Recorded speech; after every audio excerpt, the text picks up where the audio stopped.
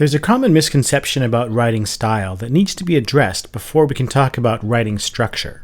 Once we clear this up, I promise that it will change the way you approach the activity of writing and your own writing projects. What's this misconception?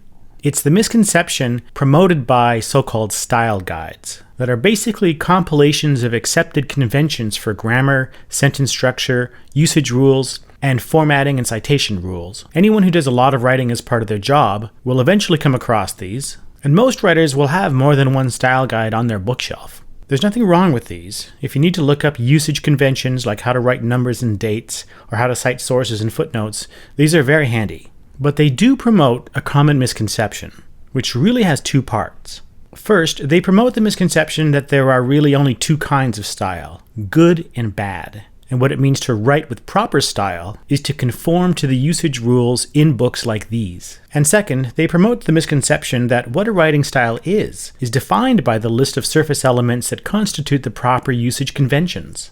Now, by surface elements, I mean the actual arrangement of words and sentences and paragraphs on the page. I'm saying that it's a mistake to think about style in this way.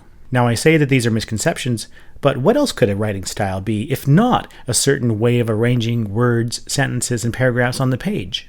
Well, a more useful way to think about it is like this. The surface elements of a writing style are derived from a deeper level.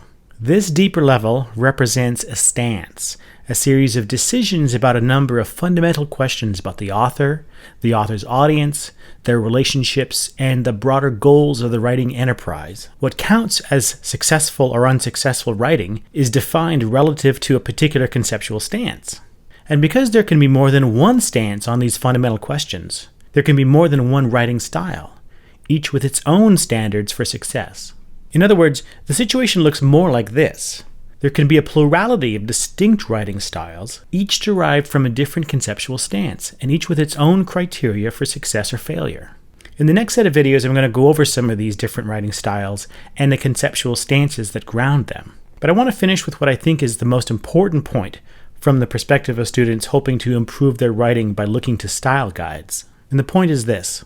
The standard academic style guides, like Strunk and White, are not guides for good writing in general. They're guides that codify certain surface conventions associated with a particular writing style, one that we're going to elaborate on in later videos.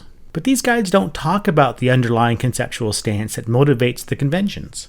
And so they create the illusion that there are really only two kinds of writing, good writing and bad writing, and that good writing consists in following the rules outlined in these guides. This is a very damaging misconception. Blindly following a style guide can lead to very bad writing when there's a mismatch between the guidelines and the deeper communicative goals that motivate the writing. An analogy can be drawn between writing styles and style guides and debates about what constitutes correct or incorrect grammar in natural language. In English, for example, schools will commonly teach children that an expression like, "that ain't nobody's business," isn't proper English. But linguists will tell you that there are dozens of distinct dialects of English even within the United States. And there is no natural basis for saying that one dialect is normatively correct while others are not. Each of these dialects has an internally consistent grammar and usage rules. What we have, rather, are cultural histories that associate certain dialects with socioeconomic status. And because of that, they acquire normative status. The culture treats certain dialects as normative and others as deviations from these norms. Norms for good and bad writing have a cultural history as well. I'm not saying that no distinction can be made between good writing and bad writing, obviously not.